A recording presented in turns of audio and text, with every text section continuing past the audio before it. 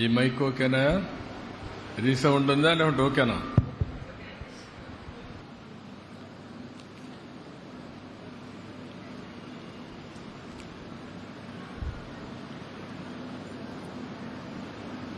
అందరికీ నమస్కారాలు.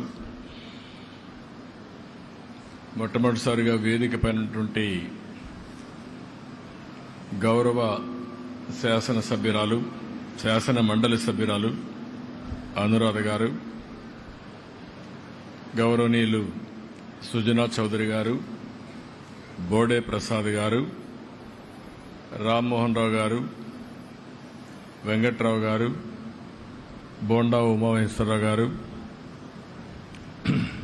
Handlooms and textile secretary గారు, జిల్లా కలెక్టర్ గారు, ఈ కార్యక్రమానికి ఇచ్చేసినటువంటి చేనేత కార్మికులందరికీ, చేనేత రంగంలో పనిచేస్తున్నటువంటి నిష్ఠాతులందరికీ కూడా పేరు పేరున మనస్ఫూర్తిగా నమస్కారాలు.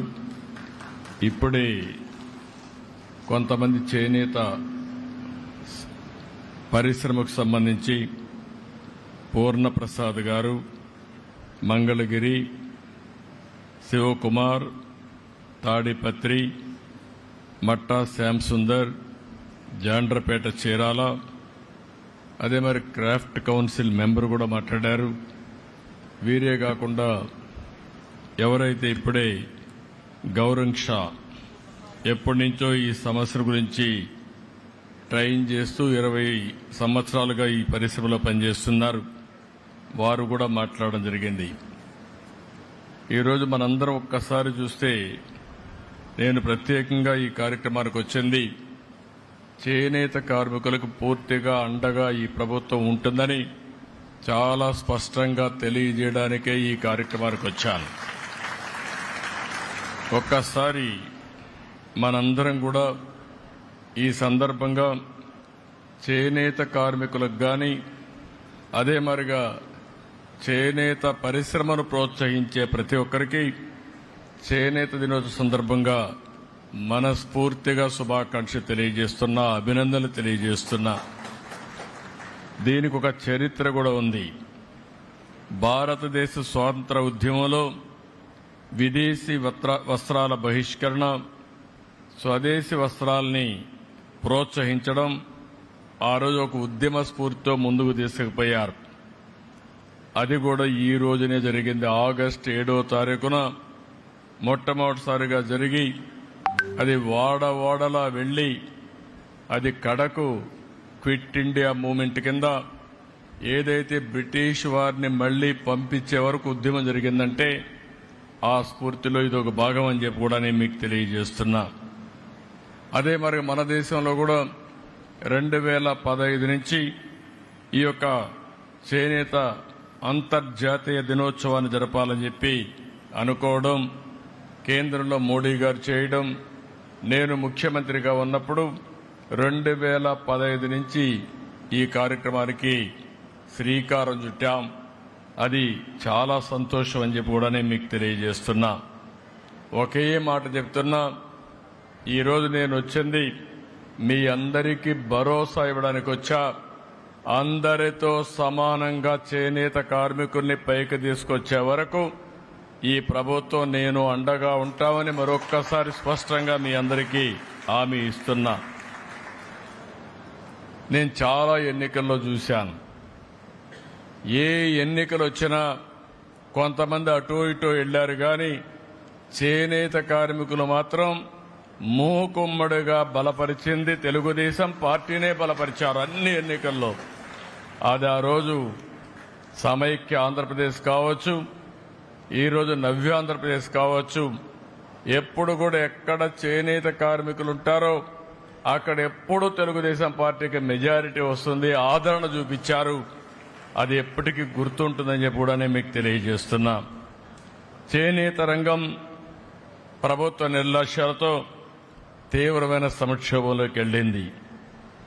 అందుకే ఈరోజు చూస్తే గడిచిన ప్రభుత్వంలో, తెలుగుదేశం ప్రభుత్వంలో అనేక కార్యక్రమాలు చేసి మిమ్మల్ని అందరినీ ఆదుకున్నాం.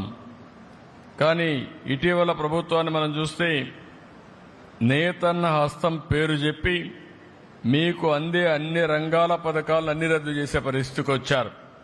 అంటే ఏదో ఒక 24,000 రూపాయలు మీకు ఇస్తే దాంతోనే మీ జీవితాలు బాగుపడిపోతాయని పెన్షన్ 3,000 ఇస్తున్నాం, ఇప్పుడు 4,000 ఇస్తున్నాం, కానీ నెలకు 2,000 ఇస్తే మీ జీవితాలు మారిపోతాయనుకోవడం ఏ విధంగా సబబోమని ఒక్కసారి ఆలోచించుకోవాల్సిన అవసరం ఉంది.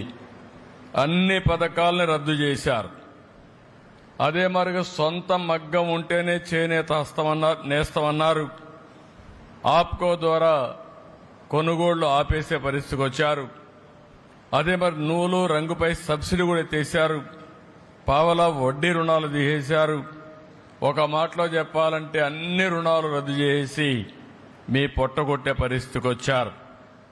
ఈరోజు గడిచిన ప్రభుత్వాన్ని మీరు చూస్తే కార్మికులకి, చేనేత రంగానికి 226 కోట్ల రూపాయలు అప్పు పెట్టే పరిస్థితికి వచ్చారు. బకాయిలు పెట్టే పరిస్థితికి వచ్చారు.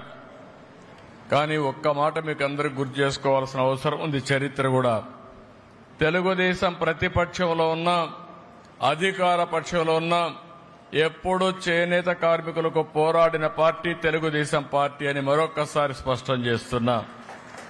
2007లో 3,072 కోట్లు చేనేత రంగం రుణమాఫీలు చేయాలని ఆనాటి కాంగ్రెస్ ప్రభుత్వం చెప్పి మోసం చేస్తే గట్టిగా పోరాడాం. ఇప్పటికి కూడా నాకు గుర్తుంది. 2000 మేము పోరాడిన పోరాట ఫలితంగా 2011 ఆనాటి ముఖ్యమంత్రి రోసయ్య గారు చీరాల్లో మేము వ్యతిరేకంగా ఉద్యమం చేస్తే 109 కోట్ల రూపాయలు మాఫీ చేయించాం. అది చాలదని 110 కోట్లు చేయకపోతే 2014లో అధికారంలోకి వస్తానే 110 కోట్ల రూపాయలు రుణమాఫీ చేసి చేనేత కార్మికులకు ఇచ్చిన మాట నిలబెట్టుకున్నాం. ఈరోజు మీరు ఒకసారి చూస్తే ప్రతి ఏటా 2014 నుంచి 250 కోట్ల రూపాయలు బడ్జెట్ కేటాయించాం. 90,795 మంది కుటుంబాలకి 100 యూనిట్లు కరెంటు ఉచితంగా ఇచ్చాం. ఆ రోజు మీరందరూ అడిగారు, చేనేత పరిశ్రమలో చాలా సమస్యలున్నాయి, చిన్న వయసులో అనారోగ్య సమస్యలు వస్తున్నాయి, మగ్గం పైన కూర్చుంటున్నాం, కడుపులోకి నూలంతా వెళుతుంది, దానివల్ల ఇబ్బందులు వస్తున్నాయంటే 50 రూపాయలకే పింఛన్ ఇచ్చిన ఘనత, పెన్షన్లు ఇచ్చిన ఘనత తెలుగుదేశం ప్రభుత్వాన్ని చెప్పి మరొకసారి గుర్తు చేస్తున్నా. నూలు రంగులపైన 20% సబ్సిడీ ఉంటే దాన్ని 40% పెంచాం. మరమగ్గాలకు 50% రాయితీ కోసం 80 కోట్ల రూపాయలు ఖర్చు పెట్టాం. 1,11,00,000 మంది చేనేత కార్మికులకి 2,000 రూపాయలు పింఛనిచ్చాం. ఆప్కో ద్వారా చేనేత వస్త్రాలు కొనుగోలు చేశాం. అంతర్జాతీయ మార్కెట్ క్రియేట్ చేశాం. ఎక్కడికక్కడ దీన్ని ముందుకు తీసుకుపోయే పరిస్థితికి వచ్చాం. ఆదరణ 2లో 60,000 మంది పనిముట్లు, 70,000 మగ్గాలకి మోటార్లు కూడా ఇప్పించాం. ఇంకొక పక్కన 70,000 మంది చేనేత కార్మికులకి మోటరైజ్ జకార్డ్ లిఫ్టింగ్ మెకానిజం సదుపాయాలు కల్పించాం. 55,500 మంది చేనేత కార్మికులకి 26.62 కోట్ల రూపాయలు రుణం ఇచ్చాం. ఇవన్నీ చేసి ఆ రోజు ముందుకు పోయామంటే అది చేనేత పరిశ్రమ పైన ఉండే శ్రద్ధ. నేను ఒకే విషయం చెప్తున్నాను, ఎప్పుడు కూడా తెలుగుదేశం పార్టీ పెట్టినప్పటి నుంచి తెలుగుదేశం పార్టీకి అండగాసిన వ్యక్తులు వెనుకబడిన వర్గాలు, బీసీలు. ఆ బీసీలని ఎట్టి పరిస్థితుల్లో మరిచిపోమని మరొక్కసారి మీ అందరికీ హామీ ఇస్తున్నాను. నేను చెప్పిన మాటలన్నీ కూడా నిలబెట్టుకుంటాం. బీసీల కోసం ఒక ప్రత్యేకమైన చట్టం కూడా తీసుకొస్తాం. ఆ చట్టం బీసీ రక్షణ కోసం పనిచేసే విధంగా తీసుకొస్తామని చెప్పి కూడా నేను మీకు తెలియజేస్తున్నాను. బీసీల్లో చాలా కులాలున్నాయి, చాలా వెనుకబడి ఉన్నారు, ఆస్తులు లేవు, కుల వృత్తులు, చేతి వృత్తుల ఆధారంగా ఈరోజు ముందుకు పోతూ వచ్చారు. అందుకే ఈసారి బీసీ సబ్ ప్లాన్ కి 5 సంవత్సరాల్లో 1,50,000 కోట్ల రూపాయలు ఖర్చు పెడతామన్నాం. ఇది పెట్టి మీ జీవితాల్లో వెలుగు తీసుకొచ్చే బాధ్యత తీసుకుంటామని చెప్పి కూడా నేను మీకు తెలియజేస్తున్నా.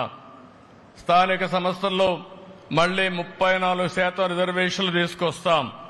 నా ఆలోచన ఒకటే, అన్ని వర్గాలకు న్యాయం జరగాలి.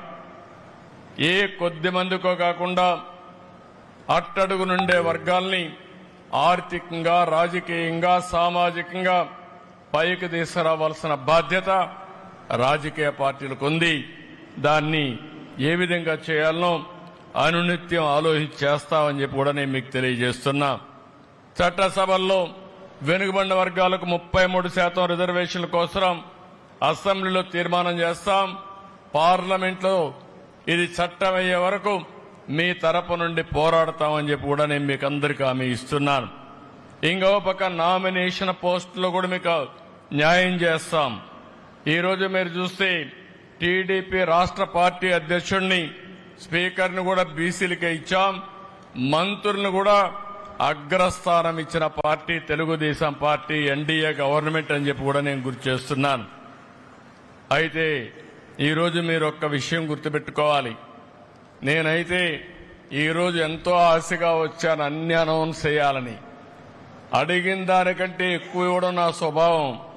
కానీ ప్రభుత్వాన్ని చూస్తున్నాను, 2 నెలలుగా చూస్తున్నాను. అన్ని శాఖలు సమీక్షలు చేశాను, అసెంబ్లీ అయ్యింది. కానీ ఈరోజు మీరు చూస్తే ఖజానా దివాలా తీసింది. మామూలు కాదు, 10 లక్షల కోట్ల రూపాయలు అప్పు చేశారు. వడ్డీ అసలు కట్టాలంటే సంవత్సరానికి 80 నుంచి 90 వేల కోట్ల రూపాయలు కట్టాలి. ఆదాయాన్ని పెంచకపోతే మనకొచ్చే ఆదాయం అప్పులు కట్టడానికి కూడా చాలే పరిస్థితి లేదు. అంటే పెను సవాళ్లున్నాయి. కానీ ఈ సవాళ్లను అధిగమించడానికి ఈ ప్రభుత్వం దృఢ సంకల్పంతో పనిచేస్తామని చెప్పి కూడా నేను మీకు తెలియజేస్తున్నా.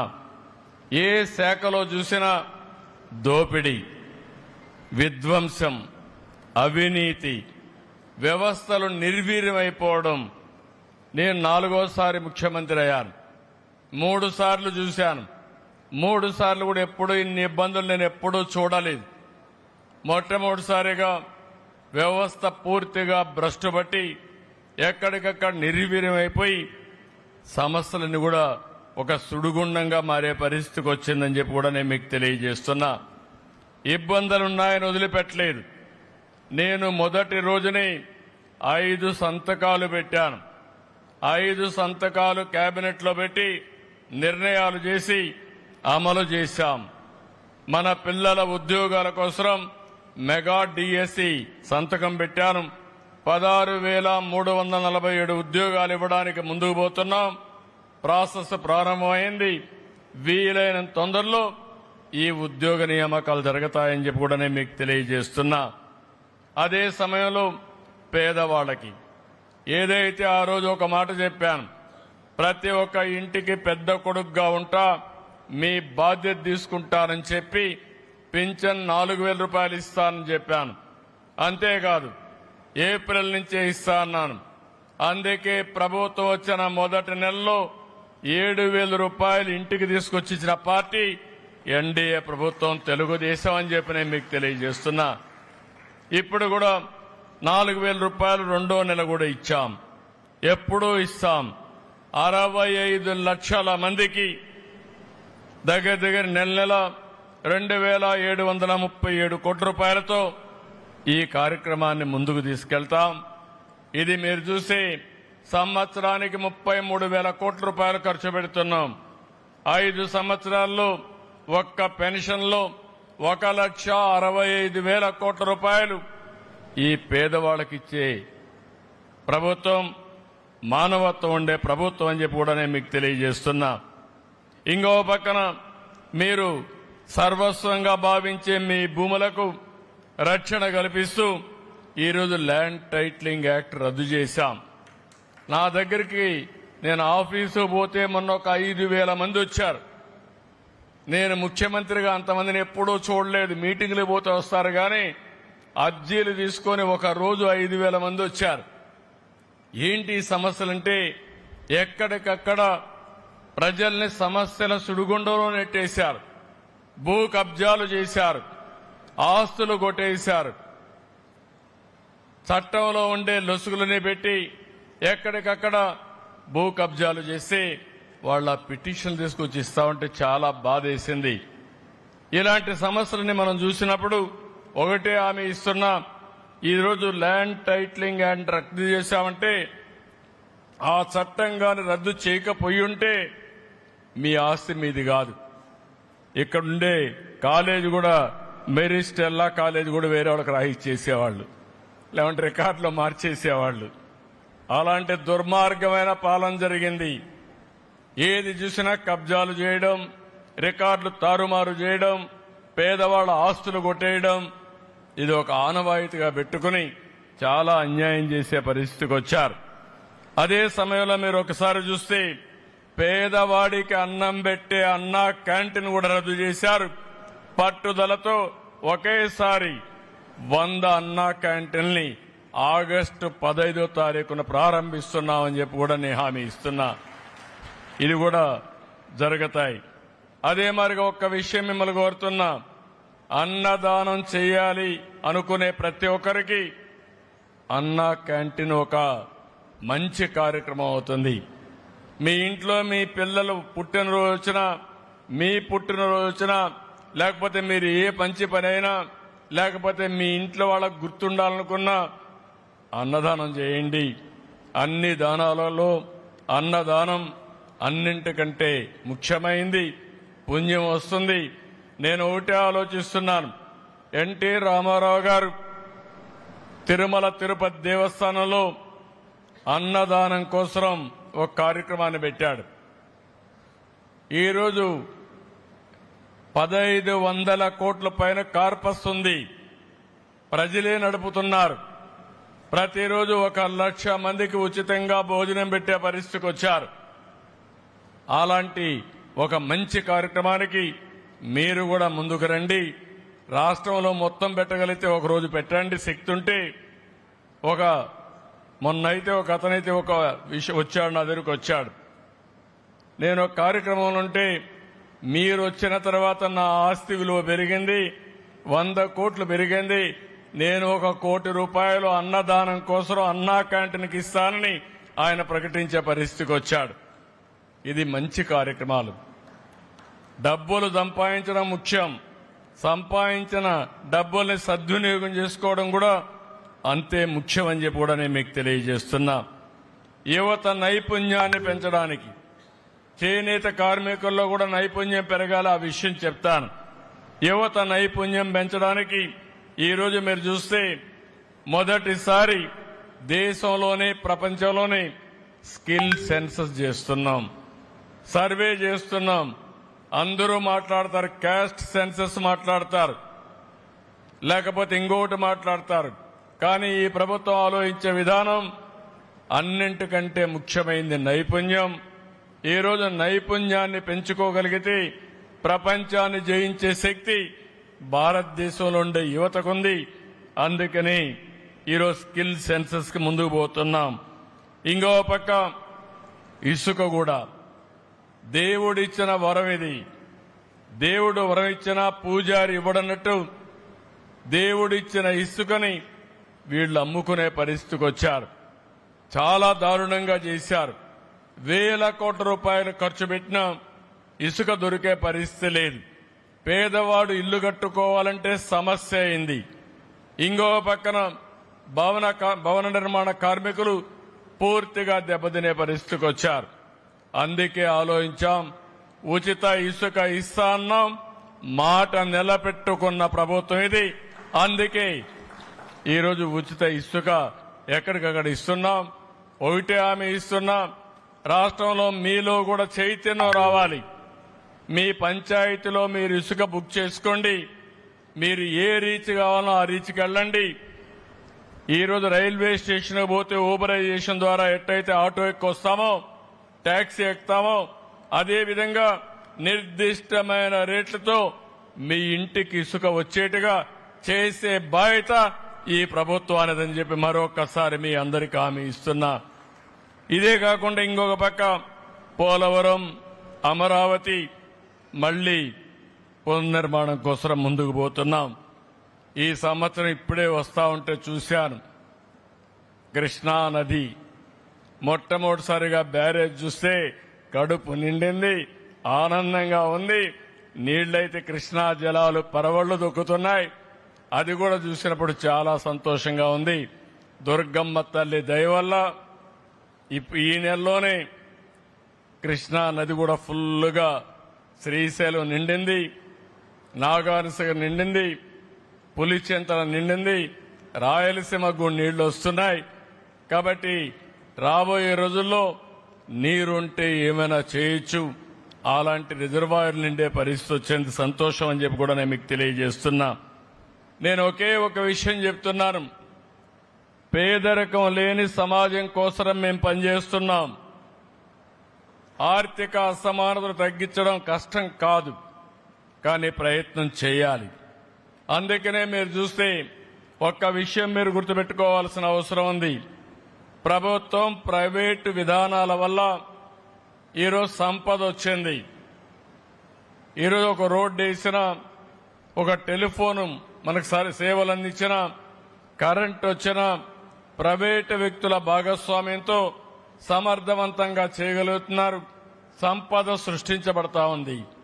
నేను ఆలోచించేది ఇంకొక విధంగా P4 అనే విధానాన్ని పెట్టి ప్రభుత్వం, ప్రైవేట్, ప్రజల భాగస్వామ్యంతో పేదరికాన్ని పూర్తిగా నిర్మూలించాలనేది.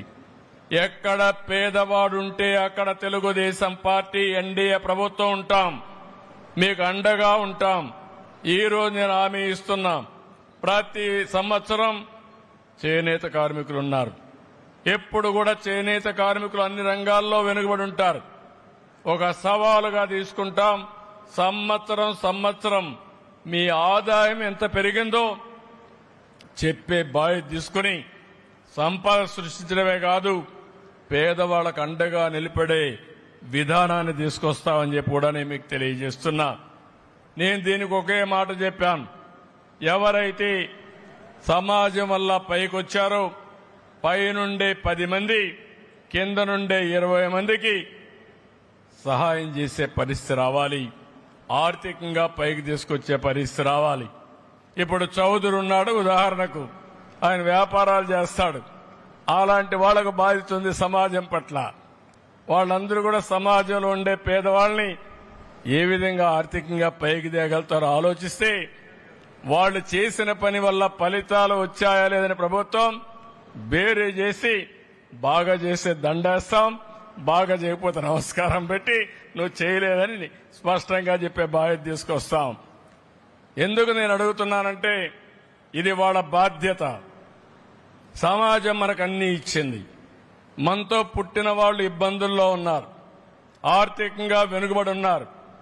కొంతమంది లక్షల కోట్ల రూపాయలు సంపాదిస్తే అట్టడుగు నుండే వాళ్ళు కనీస అవసరాలు తీర్చుకోలేకపోతున్నారు.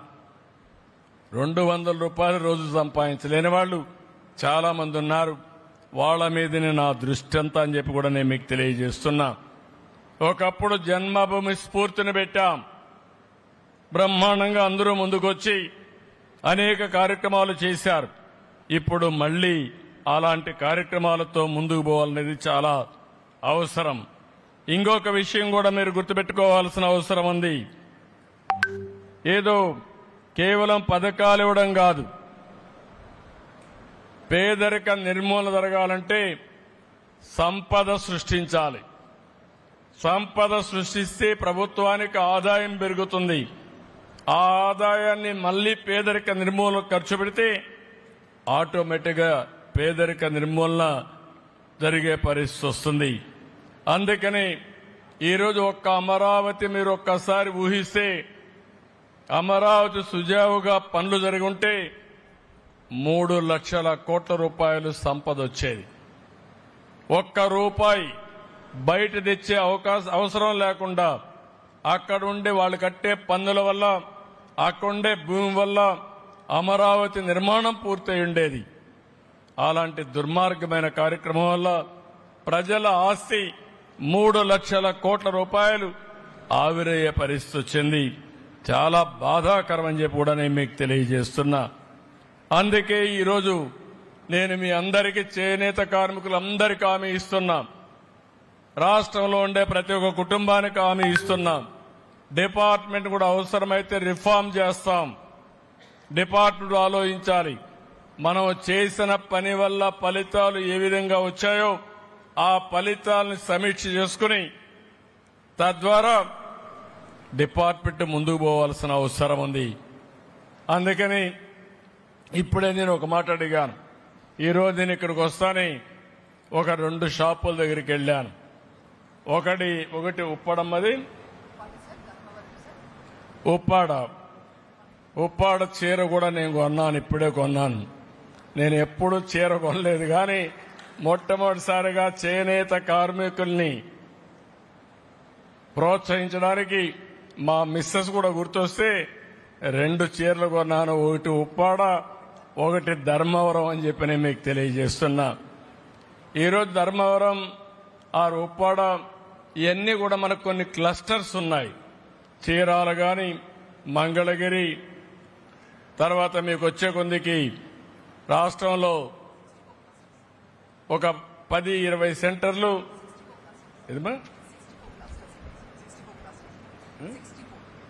64 క్లస్టర్స్ ఉన్నాయి మనకు.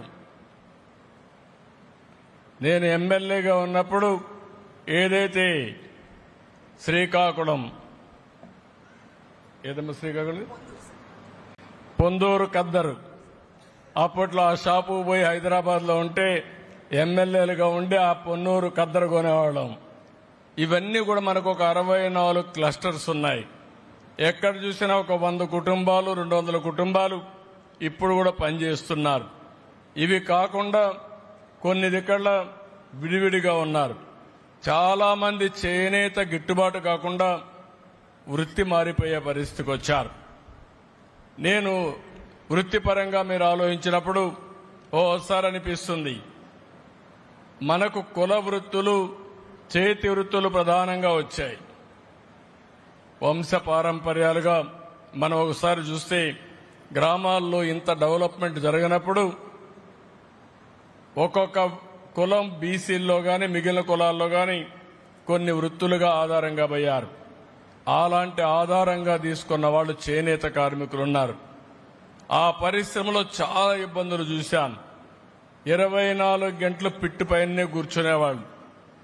అనారోగ్య సమస్యలు వచ్చినా కడుపున గడవాలంటే, కుటుంబాన్ని పోషించాలంటే తప్పని పరిస్థితిలో ఆ వృత్తిని కొనసాగించిన సందర్భాలున్నాయి. ఇప్పుడే నాకు జ్ఞాపకం వచ్చింది పోచంపల్లి. నేను పోచంపాడులో నేను ముఖ్యమంత్రిగా ఉన్నప్పుడే సమైక్య ఆంధ్రప్రదేశ్లోనే అక్కడ ఒక పార్కు కూడా కట్టి వాళ్ళని ప్రోత్సహించాం. ఇలాంటి మనం ఎంత చేసినా ఇప్పటికి కూడా చాలా ఇబ్బందులున్నాయి. ఈ మధ్య కాలంలో ప్రపంచంలోనే అనేక మార్పులు వచ్చాయి. మొత్తం ఇప్పుడు మళ్లీ ఒకప్పుడు అందరూ కూడా ఏవైతే ఇండస్ట్రియల్ కాటన్కి పోయినప్పుడు ఇప్పుడు మళ్లీ నేచురల్ కలర్స్ రావాలని, కద్దరే వాడాలని, చేనేత కట్టుకోవాలని కొత్త ఆలోచన వచ్చింది. దీనికి కారణం మన మీద ప్రేమ కంటే వాళ్ళ ఆరోగ్యం పైన ప్రేమ. మళ్లీ ఇది ఒక సైకిల్ తిరిగి వచ్చింది. ఈ సమయంలో కరెక్ట్ అయిన డిజైన్స్ గాని మనం చేయగలిగితే, మన చేతి వృత్తుల ప్రతిభ మనం నిరూపించుకోగలిగితే అందరికంటే ఎక్కువ ఆదాయం సంపాదించే పరిస్థితి వస్తుంది. అందుకే ఈ చేనేత పరిశ్రమకి చేయూతనిచ్చే బాధ్యత ఈ ప్రభుత్వాన్ని చెప్పి మరొక్కసారి మీ అందరికీ హామీ ఇస్తున్నా. మనం ఆ రోజు తీసుకున్న నిర్ణయాల వల్ల ఈరోజు మీరు చూస్తే 50 ఏళ్లకే పింఛన్ ఇస్తున్నాం. 92,724 మందికి 445 కోట్ల రూపాయలతో 4,000 రూపాయల పింఛన్ ఇస్తున్నాం. ఆ విషయం వీళ్ళు గుర్తుపెట్టుకోవాల్సిన అవసరం ఉంది. ఇంకో పక్కన చేనేత పరిశ్రమ 64 క్లస్టర్స్ ఉన్నాయి. ఇంకా కొంతమంది ఈ పరిశ్రమ పైన ఆధారపడ్డారు. ఒక సమగ్రమైన విధానం తీసుకొస్తాం. స్కిల్ డిజైన్ నేర్పిస్తాం. ఇంకో పక్క అవసరమైతే ఎక్కడికక్కడ లేటెస్ట్ టెక్నిక్స్ కూడా నేర్పిస్తాం. ఇవన్నీ నేర్పించి వాళ్ళ సమస్యలు పరిష్కారం చేసి వాళ్ళ ఆదాయాన్ని పెంచే మార్గాన్ని ఏం చేయగలుగుతామో అవి తీసుకురావడానికి ఒక సమగ్ర విధానం తీసుకొస్తామని చెప్పి కూడా నేను మీకు తెలియజేస్తున్నా. చేనేత కార్మికుల యొక్క ఆరోగ్యం కోసం ఆరోగ్య బీమా పథకానికి శ్రీకారం చుడతాం. దానికి 10 కోట్ల అవసరం అన్నారు. ఈ రోజు చెప్తున్నా ఇమ్మీడియట్ గా ప్రారంభిస్తామని మీ అందరికీ హామీ ఇస్తున్నాం. ఇది కాకుండా పొదుపు నిధిలో థ్రిఫ్ట్ ఫండ్ ఉంది, ప్రభుత్వ వాటా ఉంది, 8% ఉంది. దీన్ని 16% చేసి వారి భవిష్యత్ అవసరాలు తీర్చడానికి శ్రీకారం చుడతామని చెప్పి కూడా నేను మీకు తెలియజేస్తున్నా. దీనికి 10 కోట్లు అవుతుంది, ఇది కూడా ఇస్తాం. అదే మరిగా జీఎస్టీ, చాలా మంది చేనేత కార్మికులు బాధపడుతున్నారు. ఈరోజు జీఎస్టీ ఉంది, దీనివల్ల మా వృత్తికి ప్రోత్సాహం లేదు. జీఎస్టీ తీసేస్తే మాకు ఉపాధి దొరుకుతుందని ఆలోచిస్తున్నారు. అందుకే హామీ ఇస్తున్నాం, జీఎస్టీ తీసేయడానికి నేను ప్రయత్నం చేస్తా. ఒకవేళ తీసేయలేకపోతే మీరు ఎవరైతే చేనేత కార్మికులు ఉన్నారో రీఎంబర్స్మెంట్ ఇచ్చే విధానాన్ని తీసుకొస్తానని చెప్పి నేను హామీ ఇస్తున్నా. ముందు జీఎస్టీ కౌన్సిల్లో రైజ్ చేస్తాం, అక్కడ ఒప్పుకుంటే సరే, కాకపోతే తిరిగి మీరు కట్టిన డబ్బులు జీఎస్టీది మీకిచ్చే బాధ్యత ఈ ప్రభుత్వానికి చెప్పి మరొక్కసారి మీ అందరికీ హామీ ఇస్తున్నా. దీనికి ఎంత అవుతుందో ఎస్టిమేట్ చేయాల్సిన అవసరం ఉంది. ఇది కూడా ఎస్టిమేట్ చేస్తాం. ఒక 70-80 కోట్లన్నా అవుతుంది. ఎంత అవుతుందమ్మా? రఫ్ గా మన వాళ్ళు చెప్పింది 67 కోట్లని. ఎంతైనా పర్వాలేదు, మీకు న్యాయం జరగాలి. మీకు న్యాయం చేసే బాధ్యత మాదని మరొక్కసారి మీ అందరికీ హామీ ఇస్తున్నాం. ఇంకో పక్క నేతనులందరూ ఇంట్లోనే మగ్గం పెట్టుకుంటారు. ఓసారి ఇంట్లో అవకాశాలు లేవు. ఇంట్లో మగ్గం పెట్టుకునే పరిస్థితి ఉంటే ఇంట్లోనే పెట్టిస్తాం. అక్కడ అవకాశం లేకపోతే ఎక్కడికక్కడ ఒక ప్రత్యేకంగా 4-5 ఎకరాలు భూమి తీసుకుని అక్కడ మగ్గాలు పెట్టి కలెక్టివ్ గా, కంబైన్డ్ గా, సామూహికంగా పనిచేసే విధానానికి శ్రీకారం చుడతామని చెప్పి కూడా నేను మీకు తెలియజేస్తున్నా. ఇది ఎక్కడ అవసరమో ఈ 64 క్లస్టర్లో అక్కడ చేస్తాం. ఒకవేళ ఈ 64 క్లస్టర్లో మీకు ఇండ్లు కూడా లేకపోతే అలాంటి వారికి కొత్తగా ప్రభుత్వం 4,30,000 రూపాయల ఆర్థిక సహాయం చేస్తా ఉంది. అందులో మీకు ఇల్లు కట్టించే కార్యక్రమాన్ని చూస్తాం. అవసరమైతే చేనేత కార్మికులకి ఇంకొక 50,000 రూపాయలు అదనంగా కావాలంటే ఇచ్చి ప్రత్యేకంగా మగ్గాలు ఏర్పాటు చేసే బాధ్యత ఈ ప్రభుత్వం తీసుకుంటామని చెప్పి కూడా నేను మీకు తెలియజేస్తున్నా. ఇది కాకుండా ఈరోజు మీరు చూస్తే మీ ఉత్పత్తులకు మెరుగైన ధర రావాలంటే బ్యాక్వర్డ్ ఫార్వర్డ్ లింకేజ్, అంటే నూలు దగ్గర నుంచి, కలర్స్ దగ్గర నుంచి మీరు అమ్ముకునే వరకు ఏమేం చేయాలనో అవన్నీ చేయడం కోసం ముందుకు పోతామని చెప్పి కూడా నేను మీకు తెలియజేసుకుంటున్నాను. నేను ఒకటే రాష్ట్రంలో ఉండే ప్రతి ఒక్కరిని కోరుతున్నా, కనీసం నెలకొక్క రోజైనా సరే మనం అందరం కూడా చేనేత వస్త్రాలు ధరించాలి, ఒక ఆదర్శంగా ఉండాలి. మళ్లీ మళ్లీ పిలిపిస్తున్నాం, చేనేత పరిశ్రమను కాపాడడం మన బాధ్యత. తద్వారా మన ఆరోగ్యం కూడా మెరుగవుతుంది. కనీసం నెలకొక్కసారైనా సరే చేనేత బట్టలు కట్టుకోవాల్సిందిగా ప్రతి ఒక్కరికి విజ్ఞప్తి చేస్తున్నాను. ఇంకో పక్క ఈరోజు నేను ఒకసారి మీ అందరికి విజ్ఞప్తి చేస్తున్నా, ONDC ఉంది, open network for digital commerce. చేనేత కార్మికులు మీరు చేసే వస్త్రాలన్నీ మీరు నేరుగా వినియోగదారుడికి అమ్మే అవకాశం వస్తుంది. ఈరోజు నేను వచ్చి చూశాను, నేను 2 చీరలు కొన్నాను. కానీ అవి నచ్చితే మీరు ఆన్లైన్లో పెడితే అమెరికాలో ఉన్నా, ఆస్ట్రేలియా ఉన్నా, ప్రపంచంలో ఎక్కడున్నా కొనే అవకాశం ఈ నెట్వర్క్ ద్వారా ఉంది. ఇది open network for digital commerce. దీన్ని ప్రోత్సహిస్తాం, మీకు ట్రైనింగ్ ఇస్తాం, ఏ విధంగా చేయాలో నేర్పిస్తాం. మీరు నేర్చుకునే వరకు, మీ బిజినెస్ సుజావుగా జరిగే వరకు మీకు అండగా ఉండే బాధ్యత తీసుకుంటాం. దీంతో కూడా ముందుకు పోతామని చెప్పి కూడా నేను మీకు తెలియజేస్తున్నా. ఇంకో పక్క చేనేత సహకార సంఘాల పాలక మండలి గడువంతా ముగుస్తా ఉంది. నేను ఒకటే మీ అందరినీ కోరుతున్నా, ఈ వ్యవస్థ బలపడాలంటే, నిలదొక్కోవాలంటే మీలో కూడా చైతన్యం రావాలి. కొంతమంది నాయకులు ఉంటారు, ఆ నాయకులు చెప్పారు కాబట్టి మేము పెడతామని మీరు అనుకుంటే దానివల్ల మీకు నష్టం వస్తుంది. అట్లా కాకుండా మీరు చేయాల్సింది, ఈ పరిశ్రమ నిలదొక్కోవాలంటే సమర్థవంతమైన సభ్యుల్ని, మేనేజ్మెంట్ని మీరు పెట్టుకోవాల్సిన అవసరం. సమర్థవంతమైన వ్యవస్థకు మీరు శ్రీకారం చుట్టాలి. ఎక్కడికక్కడ మంచి సభ్యుల్ని మీరు ఎంపిక చేసుకోవాలి. తద్వారా నేను ఒకటి హామీ ఇస్తున్నా, భవిష్యత్తులో ఈ ఆర్గనైజేషన్ ఇంకా పటిష్టం చేసి ఏ విధంగా ముందుకు తీసుకుపోవాలో తీసుకెళ్తాం.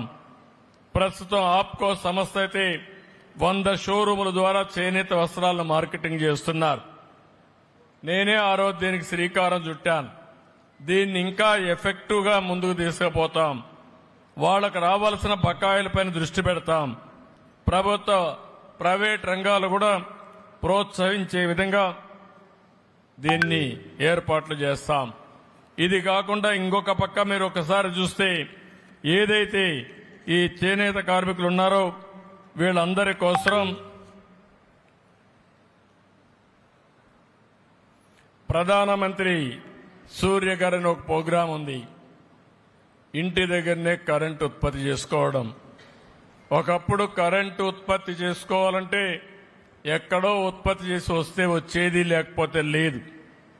ఇప్పుడు సోలార్ ఎనర్జీలో ఎన్నో మార్పులు వచ్చాయి, రెవల్యూషనరీ చేంజెస్ వచ్చాయి. నేను ఒకటే ఆలోచిస్తున్నాను, ఎవరైతే ఈరోజు 200 యూనిట్లు ఉచితంగా కరెంట్ ఇస్తున్నామో, మీరు ₹1 ఖర్చు పెట్టకుండా మీ ఇంటిపైనే సోలార్ ప్యానెల్స్ పెట్టి 200 యూనిట్లు కరెంట్ ఉత్పత్తి చేసే విధంగా నేను ఏర్పాటు చేస్తానని మీ అందరికీ హామీ ఇస్తున్నా. ఒకవేళ మీరు ఎప్పుడన్నా కరెంటు రాత్రిలో వాడుకోవాలంటే రాత్రిలో కరెంటు ఇస్తూ మీరు పగటి పూట కరెంటు ఉత్పత్తి చేస్తే ఆ కరెంటు కూడా డిపార్ట్మెంట్ తీసుకునే ఏర్పాటు చేస్తా, గవర్నమెంట్ తీసుకునే ఏర్పాటు చేస్తాం. అంటే మీరు ఎప్పుడు ఉత్పత్తి చేసినా మీరు వాడుకోవచ్చు, మిగిలింది డిపార్ట్మెంట్కి ఇవ్వచ్చు. మళ్లీ మీకు ఎప్పుడు కావాలంటే కరెంటు మీరు వాడుకోవచ్చు, అది డిపార్ట్మెంట్ మీకు ఇస్తుంది. తద్వారా 200 యూనిట్ల కరెంటు మీకు ఇచ్చే బాధ్యత ఈ ప్రభుత్వం తీసుకుంటాం, ఉచితంగా ₹1 ఖర్చు లేకుండా. నేను దీనికి కూడా ఈ రోజే డిపార్ట్మెంట్కి ఒకటే చెప్తున్నా, దీన్ని ఇమ్మీడియట్ గా టేకప్ చేయాలి. ఎన్ని కుటుంబాలుంటే చేనేత కుటుంబాలు, అన్ని కుటుంబాలకు ఇస్తాం. హ్యాండ్లూమ్కే కాకుండా పవర్ లూమ్స్ కూడా దీన్ని అన్వయిస్తాం.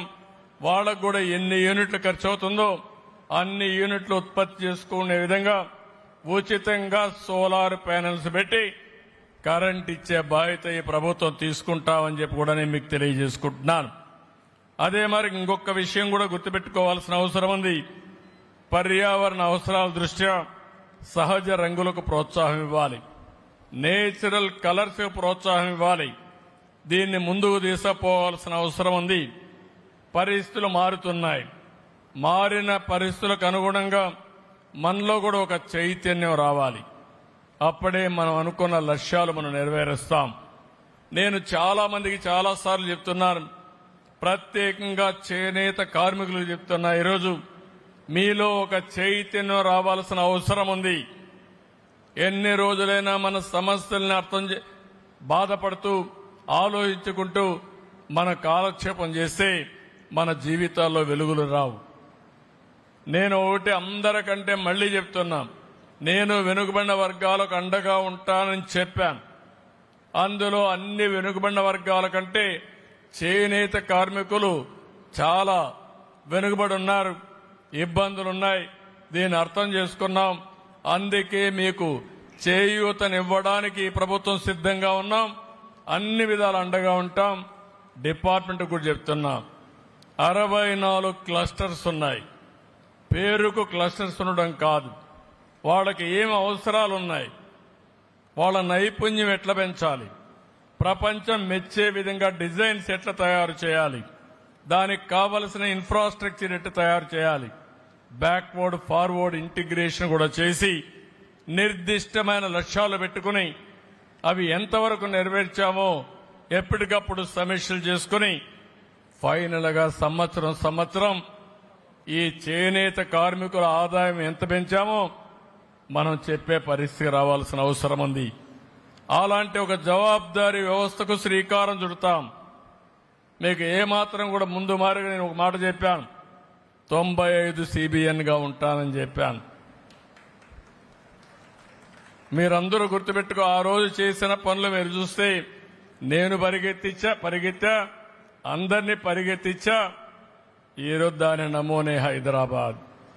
ఆ రోజు అందరినీ పరిగెత్తిచ్చాం, నూతనమైన పాలసీలు విధానాలు తీసుకొచ్చాం. దాని విధానమే మీరు చూస్తే ఆ రోజు చదువుకున్న ఐటీ ప్రొఫెషనల్స్ ఇప్పుడు అమెరికాలో పోతే highest per capita income $1,20,000 Vijayawada నుంచి ఆంధ్రప్రదేశ్ నుంచి పోయిన వాళ్ళు అమెరికాలో సంపాదిస్తున్నారు. అమెరికాలో పుట్టిన అమెరికన్స్ ఆదాయం $65,000, అంటే వాళ్ళకంటే డబుల్ ఇన్కమ్ అంది. అదే మరి వేరే దేశస్తులు కూడా అమెరికాకు పోయారు. మనకు వాళ్లకు $40,000 వ్యత్యాసం ఉంది. మన తర్వాత తైవాన్స్ ఉంటే వాళ్ళది కూడా $80,000 ఉంది.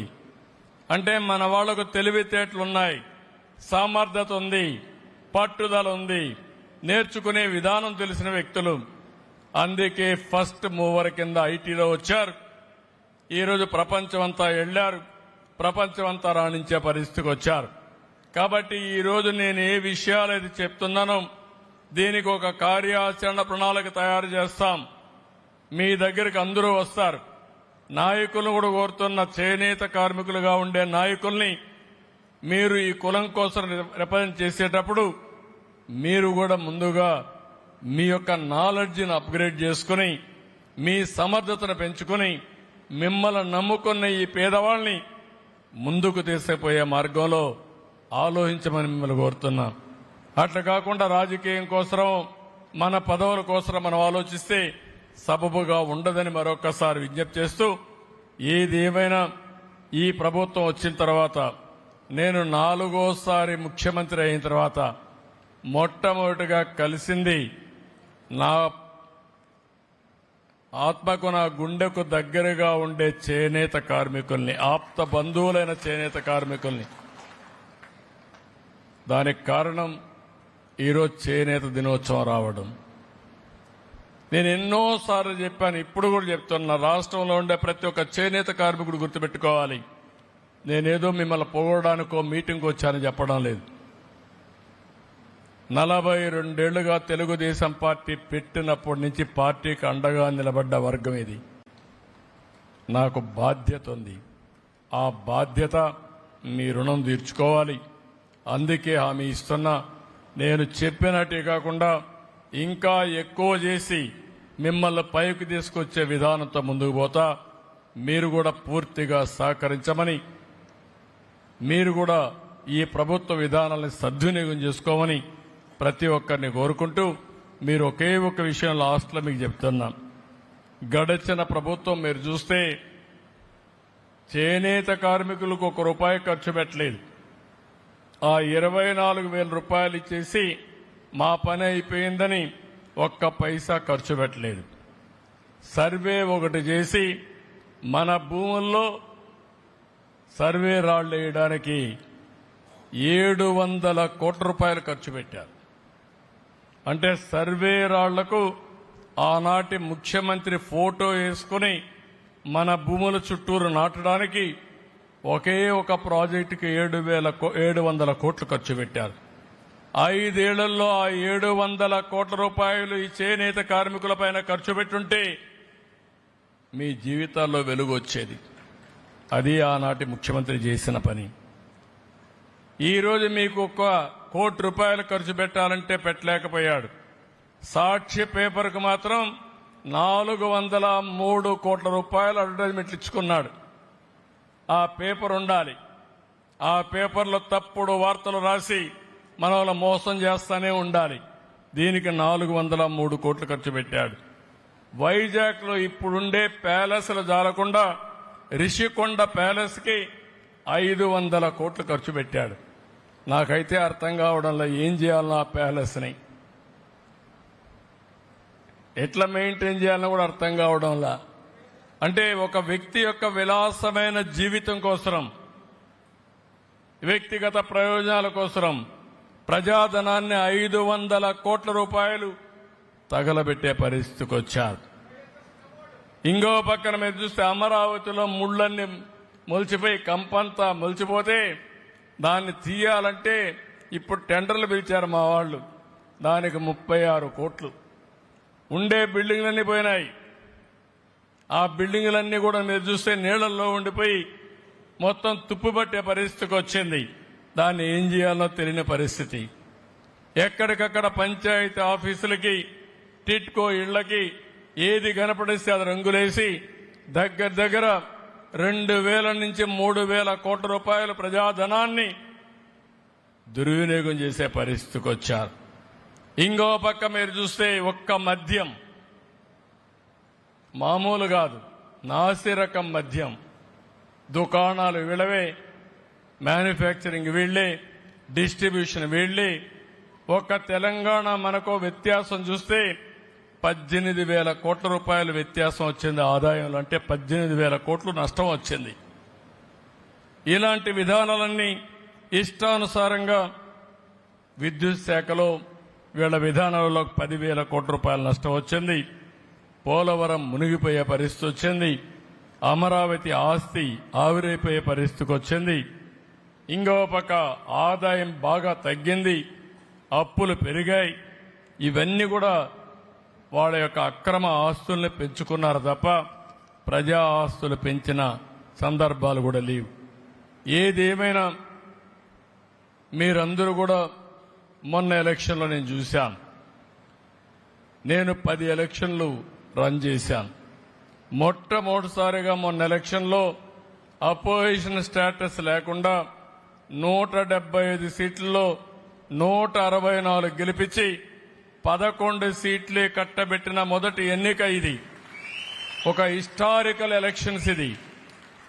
ప్రజల ఎక్స్పెక్టేషన్స్ మీరు చూస్తే చాలా క్లియర్ గా ఉన్నారు. ఈసారి ఎట్టి పరిస్థితుల్లో ఇలాంటి ప్రభుత్వం పోకపోతే మాకు భవిష్యత్తు ఉండదని ముందుకొచ్చి ఓట్లేశారు. 93% సీట్లు గెలిచాం. ఎన్నో ఎలక్షన్లు చూశాను. ఒక అసెంబ్లీ సీట్లో 95,000 మెజార్టీ గెలిపించారు. అది చూసిన తర్వాత మాలో బాధ్యత పెరిగింది. మేము తప్పు చేసి చరిత్ర మమ్మల్ని క్షమించదు.